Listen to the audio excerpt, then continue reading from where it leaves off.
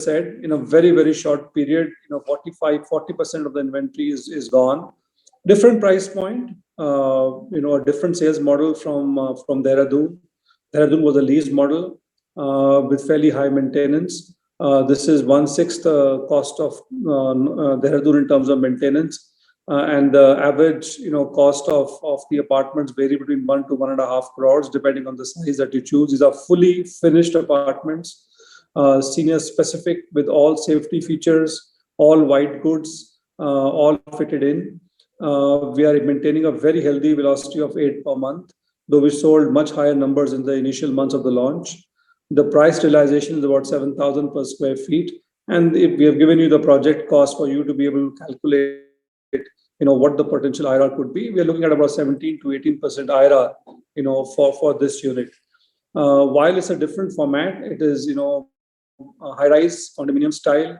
The service, the core of Antara, which is the wellness services, the engagement services, and the hospitality services, those remain. We have primary healthcare services, emergency response systems, 40,000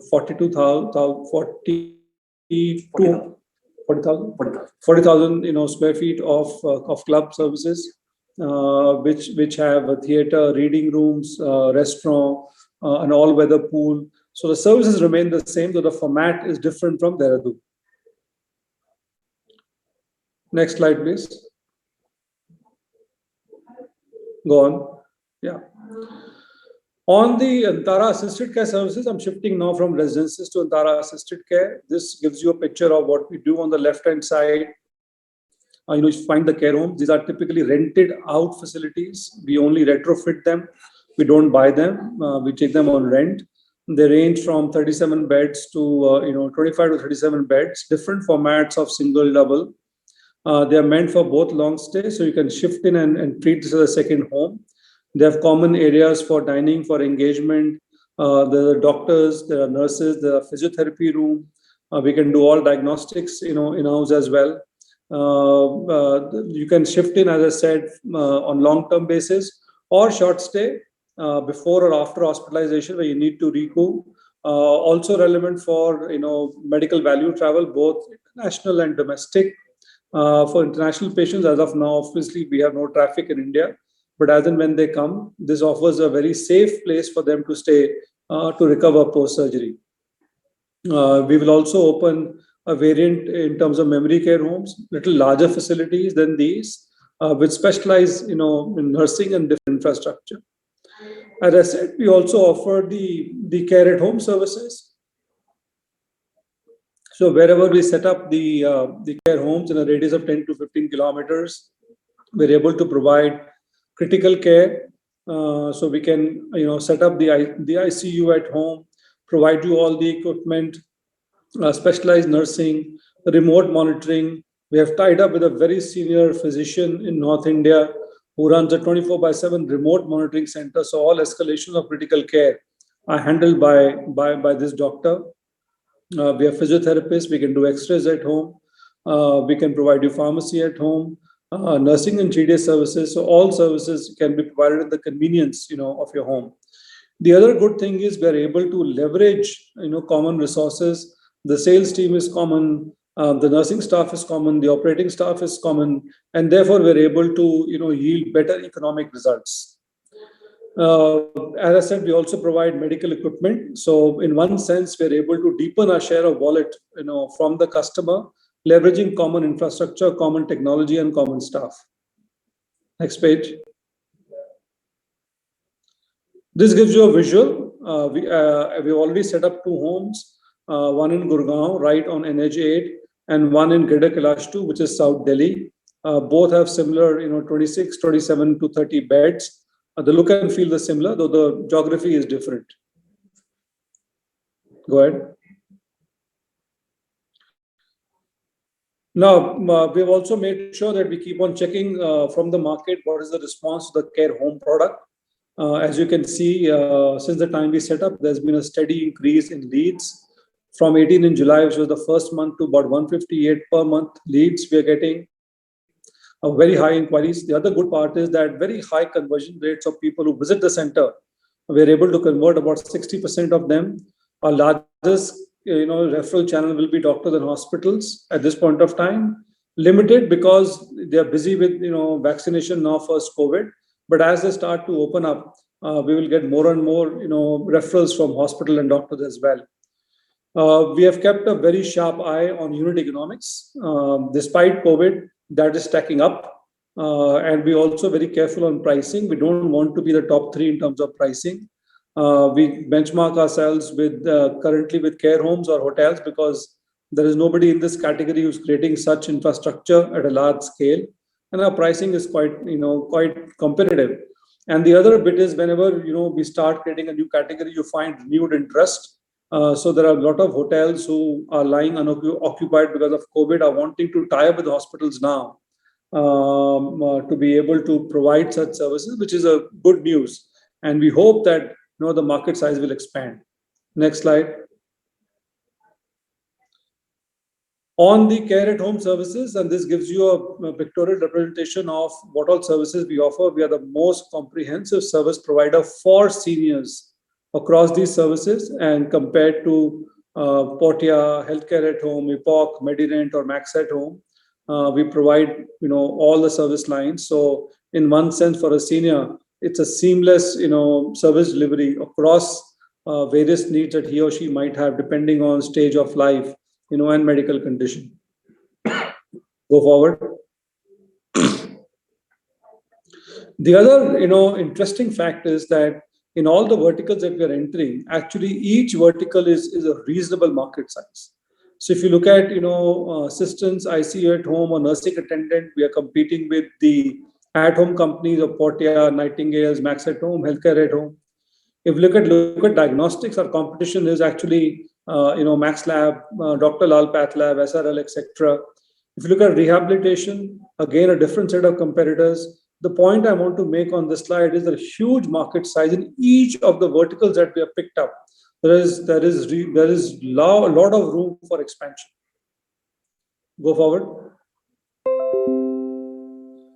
This is a very interesting chart. Since we started to seed the business last year and we didn't know about COVID that came in March, despite the very tough conditions, and this yellow line shows you the number of active cases of COVID in NCR, but along with that, we've been able to establish the care homes, launch the care at home, 10 service lines, put the team in place, look at the products, the clinical processes, the operating processes, the command center, which is now from 8 a.m. to 10 p.m. soon will become 24/7.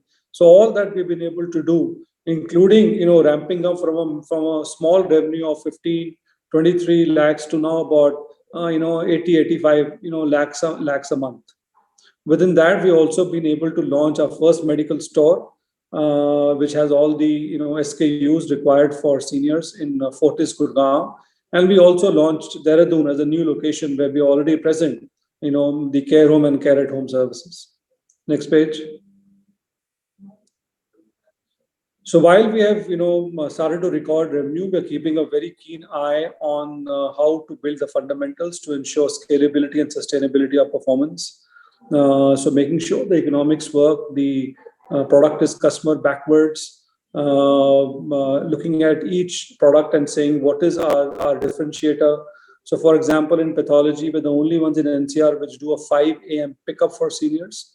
So that's relevant. They get up very early and they are fasting. We're the only ones doing that. We use various technology like butterfly needles and vein finders to be able to ease the pain. All our clinical processes are strongly in place, our finance processes, compliance processes. We have a very strong sales and marketing team in place. We have tied with most of the hospitals in NCR. We have tied up now from Fortis to Medanta, to PSRI, to Paras, to Max now. We have tie-ups in place and about 130 team members already there as of today. Bulk of them, about 92 of them are actually frontline nurses, phlebotomists, doctors, physiotherapists, etc. Next slide. This gives you the Q3 performance. On the left-hand side is the care at home performance, which gives you the number of people in the blue boxes above. the revenue is the line and the number of patients that we serve. So we serve about 350, 400 patients, consistently now per month. And the revenue has now, ramped up to about a crore plus in Q3. On the care home side, as I said, the build out has been slow because we don't have any international travel, don't have any domestic outstation patients coming to us. So people have been a little careful. Nevertheless, the revenue has ramped up to about 32 lakhs now in Q3. That's about a 20 lakh now run rate per month coming out of care homes as well. Go forward. As I said, we keep a sharp focus center economics. Each center has to be, has to be measured against the metrics that we have.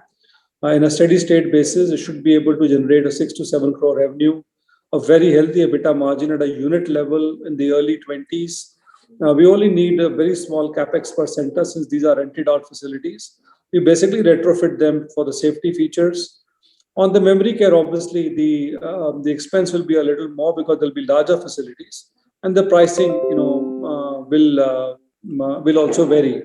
To give you an example, today if you're a senior and staying at home, and you have a 24/7 nursing, caregiver, the nursing caregiver itself can cost you about 1.25 lakhs.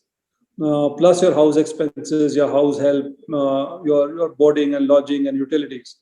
But if you shift to a facility like ours, you'll at best pay about 1.5 lakhs a month, all inclusive of staying, inclusive of meals, inclusive of nursing care, access to doctors, access to physiotherapists, engagement activities, everything all included. So it's quite, it's quite competitive and quite economically sweet, both from a shareholder as well as a customer perspective. Even the care at home, we have ensured that all the services, are positive contribution from day one. That's the way they have been priced. Also, we're going to focus on the services which are specialized and yield you high margins. So for example, ICU at home, physiotherapy, diagnostics, medical equipment. While we'll provide nursing and caregivers, that will be a very small proportion, of our offerings over the years, and we'll have about 15 to 30% margin across service lines. Go forward. As I said, we launched the medical, equipment business. This was not part of the plan, but we saw the opportunity because in COVID, people started to demand a lot of, aids at home, and we quickly seized the opportunity.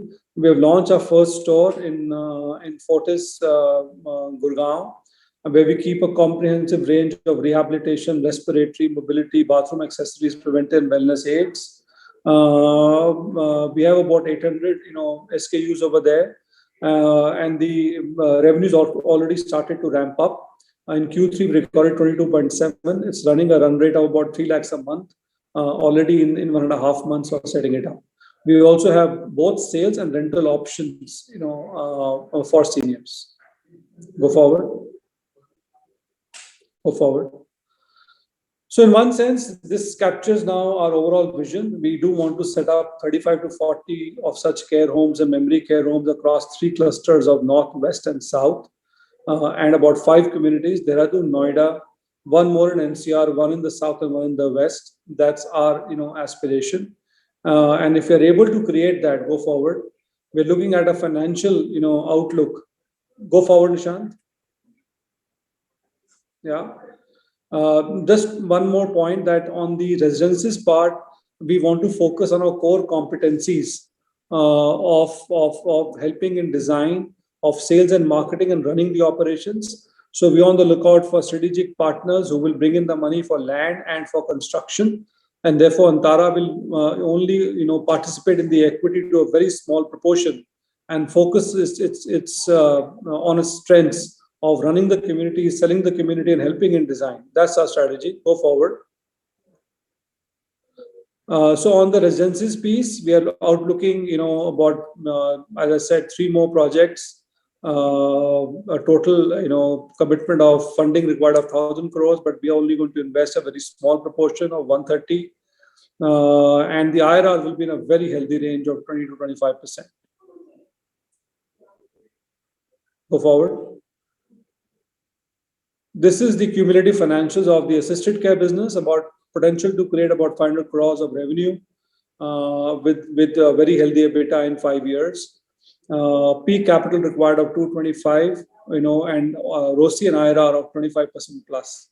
So if we're able to execute our vision, this is what the financials could look like go forward. As I already said, the valuations of such businesses vary outside India. In India, we are told by investors we can outlook about 2.5, 3 times of this revenue. So if you put all the businesses together, potential to create an enterprise value of over 2,000 crores.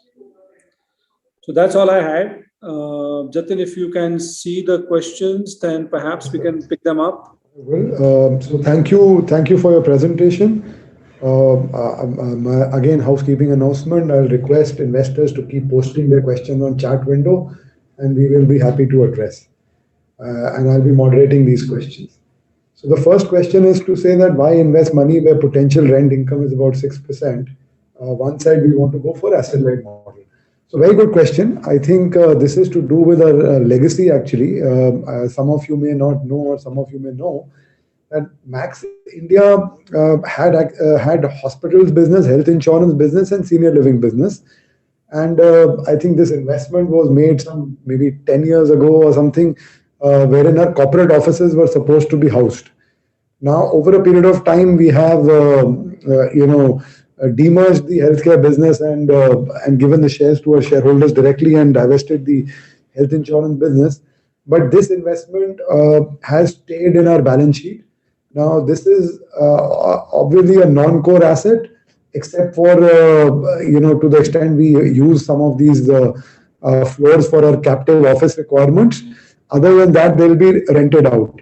So the yield actually is not 6%. The yield is higher, but it's adjusted for the fact that some of the space will be used for our own offices, in which case there will be a savings on rent. So typically, I think what I understand, from whatever the leasing activity is happening, because the rest of the building is owned by another group company called Max Ventures. Typically, this is a 7.5% to 8% yielding asset. So to that extent, the yields are okay. The asset is obviously non-core. So at some stage, if we need to free up capital, we could either discount the rentals or we could monetize some part of the asset. But it's a legacy investment to that extent. The second question is what kind of interest income we generate in free cash flow available. So, given the fact that these investments are meant to be deployed in our businesses, so we do not, take any risks on these investments by, let's say, doing speculative investing. And also the fact that we are a CIC, which is a core investment company, which has some restrictions in terms of where you can invest or not. So our investments can either happen in fixed deposits or in money market funds. So to that extent, the investments are in these two segments, which generally on a blended basis has yielded 6% so far. Now interest rates have come off a little bit, so maybe going forward the yields may drop to about say 5% or so. But that's where we invest, because this is really the capital available to be deployed in our business over the next 24 months or so. The third question is there adequate trained manpower for geriatric care? So Rajat, I will request you to address this question. No, there isn't in India. Geriatric is not even a specialty which is focused on amongst the doctors. So we are very clear on how will we hire and how will we onboard and train. We are fortunate that the current leadership team that we have has the experience of setting up at-home services from scratch, and they've joined us, including the operations person, the finance person, and the CEO. We also have through our board members access to geriatric training modules. Our relationship with Max Healthcare in terms of getting the know-how on training and nursing skilling continues. So through a combination of hiring the right people, the right team, access to training modules, for geriatric, and board member guidance who's well versed with this part of healthcare. is helping us, build this capability. It's a key capability we need to build over the years. We have some in Dehradun already, and we're building it out for the new services. Okay. The next question is, what are the terms of the lease for care homes? Now, these are long-term leases, obviously, to start with 9 years, right? 3 plus 3 plus 3. But the intention is to, continue for, many more, years once the patient base becomes stable. And these are competitive in terms of rent. And we only spend about 2-ish crores on the retro, fit out, which is more to do with the safety features of wheelchair access indoors, anti-skid tiles, grab bars, nursing call buttons, etc. That's our spend, on the facility, the long-term lease. Please share more details on the capital commitments per property. So it was there on slide 20, Nishant, if you can put it up and maybe we can talk. I just shared is about 2.5 crores per property, depending on size of the property. And this is purely to do with making sure that it's safe and secure, for seniors. That's the only spend that we do. Okay. The next question is, could you talk about potential collaboration with Max Healthcare given the shared heritage between the groups? Of course, as I said, we have a strong partnership. All our diagnostic blood work is done by Max Labs. We have an arrangement with them. All our clinical processes have been signed off by senior clinicians. And currently we're in dialogue with them to partner for the care home services, as well, of referring patients to us for care homes. So that strong partnership, continues. Okay.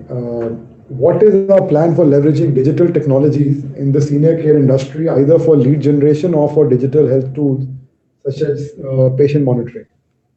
Both very important dimensions, extremely important, and COVID has perhaps accentuated the leverage that organizations can get, from digital. So we are investing in terms of sales and marketing into digital assets. We have hired, 2 people with specific skill sets, including an outside, agency as well to help us in that journey. We are transforming our website in the next 2 or 3 months. Our domain name will change from Antara Senior Living to Antara Senior Care. So a lot of work happening on the digital side for creating leads, both for the new services as well as, for the residences, vertical. We also have an app for Noida where virtually the customer can complete the entire journey through an application, look at the unit he wants to choose, look at the infrastructure, look at the price point, look at layouts, look at payment options, look at the sector in which we are. So a lot of work going on that side. On leveraging technology for patient safety is our second focus. So we're building out that vision, starting from how to be able to respond to emergencies, how to store medical records, how to do remote care. So we're able to, in the COVID, offer all COVID services over the phone, including consults, nutrition, nursing, counselors, and even our ICU at home is backed by a remote 24/7 ICU monitoring facility run by a physician. So we are building out technology, to ensure patient safety as well. So next question is, do seniors opt in for senior care services themselves, or is it initiated by children? It's both. Mostly residences for seniors is a decision made by the senior while the children are involved. On the other side, on care, at home or care home, a much higher proportion of the children, get involved because it's a big decision, for them. So it's a mix and match at this point of time. So we are actually looking at both sides in terms of reach out and in terms of awareness. Okay, the next question is for me, which is to say, please elaborate more on reduction of capital current status. See, we filed the application with the stock exchanges in November to seek the approval to go ahead with the capital reduction program. There have been several rounds of questions and answer sessions with the stock exchanges. The last set of questions came in about, I'd say, 3 to 4 weeks back. Those have been suitably responded, after which we haven't heard back. Our understanding is it's currently with SEBI for their approval. So soon after SEBI approval is received, then we move a resolution to shareholders to seek the approval for capital reduction program. Once that is done, we will file with NCLT for their approval, which should take around 3 to 4 months. So mostly by June, I think this should be in place. Okay, the next question is, if a senior citizen who's purchased a senior living unit in Dehradun or Noida, what happens to unit after him? So, as per the present plan, when the senior citizen demises, if a senior citizen want to vacate that place in his life, then there is a concept of, in Dehradun, it is a concept of again coming back to the company and then again getting leased out, and the premium is being paid to the exiting resident. Unlike Noida, which is a pure sale model, we have the seniors, if they demise, then there's a nominee who's going to get that property as per the Transfer of Property Act, which is normally for every place else. Okay. Second question is whether they can stay together. Yes, they can of course stay together. We have not stopped any non-senior to stay with a senior. Okay. Next question is regarding the pledge percentage, which has come down drastically. Is a compliment. Thank you. It is currently insignificant, and as the loan gets refinanced, then I think a couple of lenders haven't released it, so it will become zero. There is no plan to leverage any of Max India shares for any of the family requirements. Now, what's the status of this deleveraging plan? So I think the family, frankly, it's for family to answer, but from whatever we know as professionals in terms of these plans, the family has already reduced their leverage by almost 60%. It's down to 40% from where it used to be 12 months ago. There is a very serious intent and attempt both to effectively eliminate the leverage or sort of bring it to a negligible level within the next 6 to 12 months. So some of those initiatives, you will keep hearing, and you would have seen a lot happening also over the last 12 months. But practically, the family wants to, essentially either minimalize the leverage or practically, eliminate the leverage totally. The next question is around the care homes. How will you ensure operations quality at each site? Will there be a site manager? Is it going to be operationally like the management contracts that branded hotels have, where the brand provides 2 to 3 lead employees? Please explain with some more qualitative details. No, not at all. This is not the hospitality model. The care home is run by us. The service and clinical outcomes are owned by us. We have a center manager who's fully equipped to run the center. There are dedicated nurses, dedicated caregivers, shared doctors available, monitored by an overall head of operations. So very tight control on processes, very tight control on customer feedback. Each complaint is dealt with very seriously. So this is not at all a franchising model. It's very intensely managed by Antara, and that is something that we need to stress on, that customer experience for us is a very important dimension as we start to scale the business. So it's totally controlled, operated, monitored, measured by us. Okay. The next question is, do you carry any liabilities in case of inadvertent neglect from the residents or for the residents? Yeah. See, the kind of residents that come to us are people who need help, but they're not that critical. Otherwise we'll maintain them in the ICUs at home. So the normal responsibilities of a care provider obviously apply to us. To that extent, yes, we are obligated to provide them the right service, and therefore we are very careful about how we are building out a clinical process and how we are monitoring the outcomes on that side. Okay, the next question is interesting one to say. For geriatric care training, could this potentially also be a business vertical itself, as there is a huge demand for this? Well, I don't know if training by itself is a huge vertical. The need is there. But if we have access to the right trainers and the right, modules which we have, given our healthcare lineage, and we're also engaging with doctors who specialize in geriatric care. So as long as we have that, that is good enough. Whether we can aggregate the needs for everybody and start training, we have not thought about that. Currently, we are focusing on making sure that our people are well trained in geriatric care. Okay, the next question is, could you please elaborate on financial sustainability of Dehradun project once the units are sold? I'll take that, Jatin. So, in Dehradun, we have consciously decided, since it's our flagship project and it is a brand, frankly, it's a brand ambassador for us, all our future growth.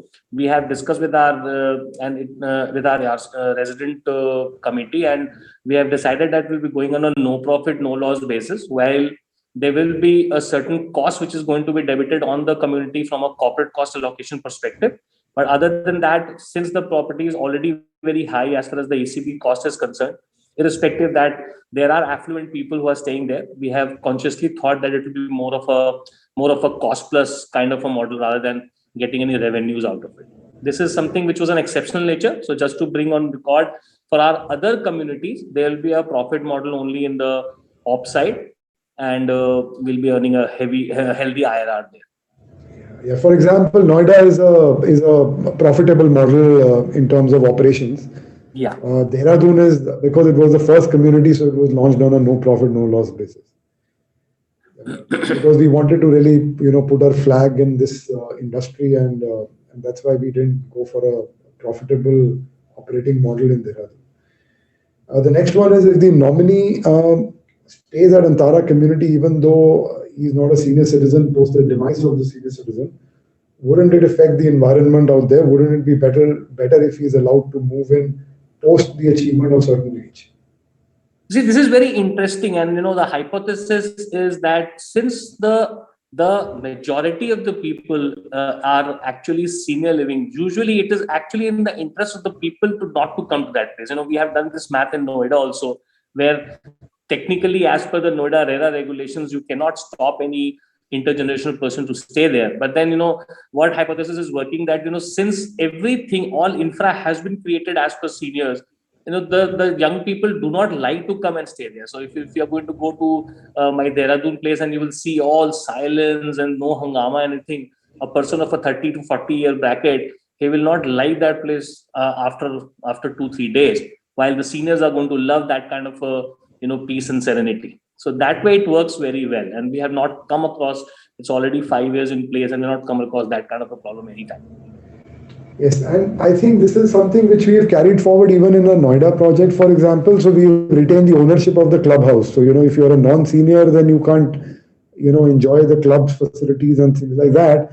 In which case, the incentive for you to really be in a community of seniors, and like Ajay said, which is, very people who are mostly of a different age bracket, will be rather remote. Possibility exists, but it's a remote possibility for anyone to be there. A minuscule percentage will always be there, but that we have to carry forward. Okay, it's a care home we opened recently in GK Main Road, which is quite prime place. It would attract high rent. Do we need such prime locations for our care homes? You see, wherever you open the care home, it has to look like as if it's the senior's own home.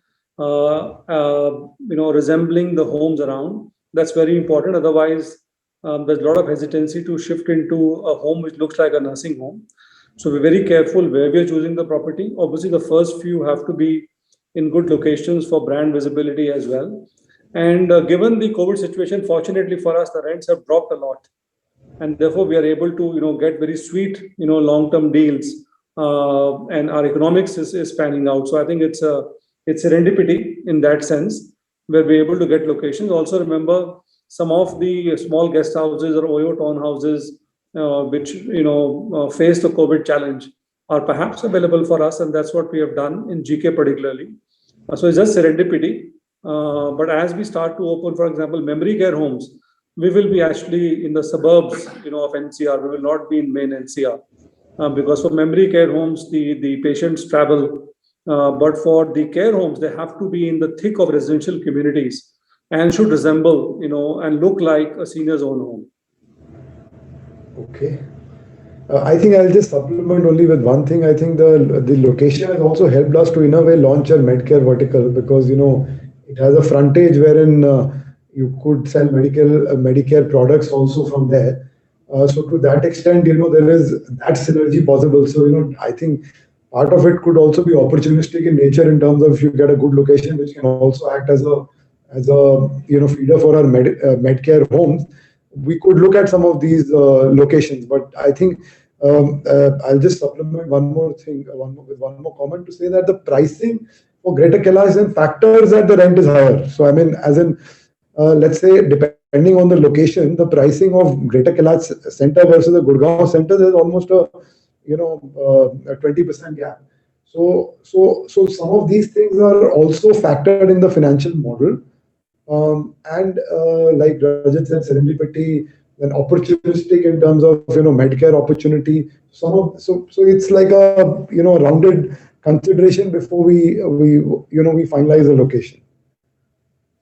Okay. The next one is that we had planned to bring in financial partners. Absolutely, we had planned to bring in financial partners, but as COVID has panned out and the way sort of things are, have been for almost last 6 to 9 months.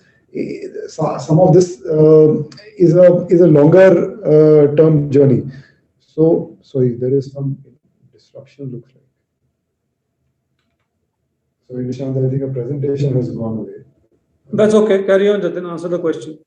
So I think which is why this process of getting the financial partners will take a little longer. But having said that, we've figured out some alternates to, and it was essentially the need for our senior living vertical, wherein at least for our next project, we have been able to find a different way to sort of do that project. We'll be happy to share more details once it is fully stitched up. So that's on the financial partner. The next one is on question is on Max Skill First. So why can't Max Skill First think about this skilling and training? I think the objective of Max Skill First was very different. I mean, the origination of Max Skill First was, from the fact that we had 3 large businesses, and 2 of which complemented each other, which is Max Life and Max Bupa, as well as we had the hospital business also, wherein we had a lot of training needs and all, which is how we originated this plan, and we started developing Max Skill First, and so with Max Healthcare not being there, Max Bupa not being there is a bit of a rethink on how we think about Max Skill First future. Should we let it be the way it is, and therefore do some of this external training like you spoke about, or it goes back to Max Life in a way, because practically now they are the largest piece within the Max Skill First. So we have to still decide on that one. Once we have taken a decision, we will be more than happy to share more details around that. The next question is, Sector 150 is facing some registration issue. If you see news items by Noida Authority, the authority has said no occupation certificate would be given. Very good question. That has got clarified by the CEO of Noida Authority. There's another article which got published where she said this does not apply to Sector 150. It applies to other sports sectors where the developers have not met their commitments of developing the sports and the flats are ready for registration. So as of now, this does not impact Sector 150 at all. This has been clarified by the CEO in a subsequent interview. Absolutely. Okay. What lessons have we learned from companies in the Western world, given these are mature, long-standing businesses? Yeah, we've a lot of lessons. We picked up a lot of learnings as we started to create the infrastructure on how should it be created, what particular facilities are very important. That we have certainly picked up. In terms of care protocol, as I said, given our lineage of Max Healthcare, we are fortunate that those skill sets already reside, and we have the team which build the at-home business from scratch, which is building this business. So those best practices are with us.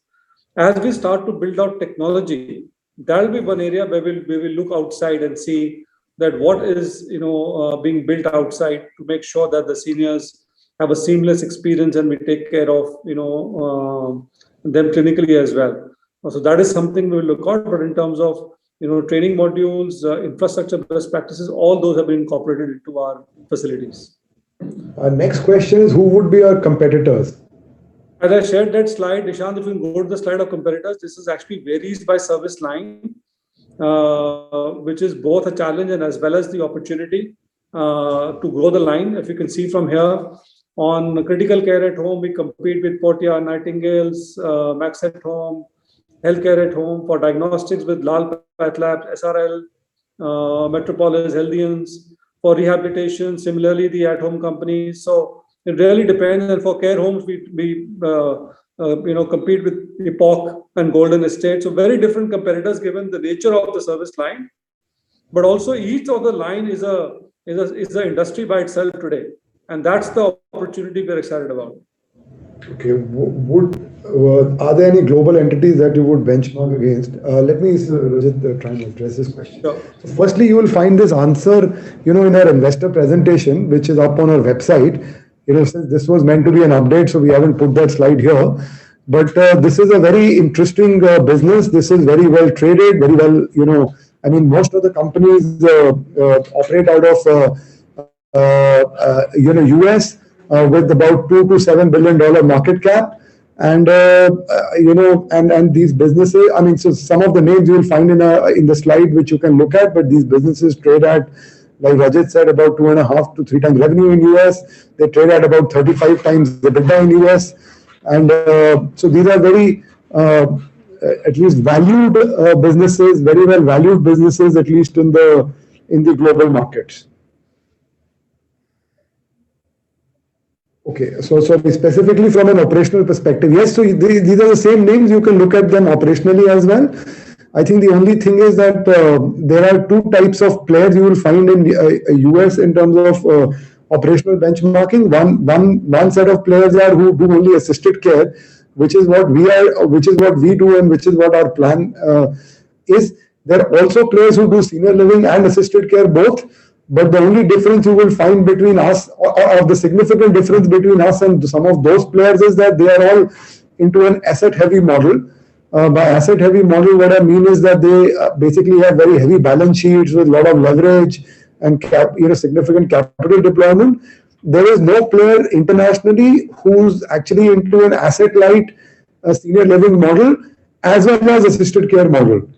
So, which is how we are uniquely positioned relative to some of the international players. Okay, do we have sufficient management bandwidth, and would it be prudent to try scaling all senior living and care verticals simultaneously versus scaling them one by one? So we have created bandwidth. There's a separate team which looks after residences for seniors, sales and marketing, as well as the project team, the procurement function, etc. And for each of the new verticals, we have dedicated bandwidth. As I said, there's a CEO in place for Antara Assisted Care Services, a head of operations in place, a head of finance in place. Yes, there is corporate oversight by finance, by marketing, and by myself. But we have and we will continue to create capacity. Similarly, for the medical equipment business, there's a separate person who's currently looking after it. And in one sense, you'll find that these are all synergistic verticals in one sense, because as the senior starts to age, he or she will need different things. So a person staying in Noida and Dehradun does need a nurse sometimes, does need a patient aid, will require a diagnostic service, right? And in the care home itself, you will need nursing, sometimes physiotherapy, sometimes pharmacy, sometimes some medical equipment or aid. So they're quite synergistic actually in one sense, and therefore we are able to leverage the common infrastructure, common technology, and common sales force to be able to service, all the seniors. And also I think the CEO of the, more particularly the assisted care services business, has actually helped us build about 100 crore revenue business in Max Healthcare during his tenure on Max at Home. whilst obviously building it in through a hospital and building independently is slightly different, but he has the experience, he's done it, and therefore we feel confident that under his leadership, under the mentorship and guidance of Rajat, I think he should be able to build this business well for us. Okay, so there are no further questions. We'll close the call. Thank you so much for taking out time, and thank you so much for your detailed questions and interest in Max India story. We look forward to engage further with you. Any follow-up question, please feel free to write to us. Thank you very much. Thank you, everybody. Thank you. Thank you very much. Thank you.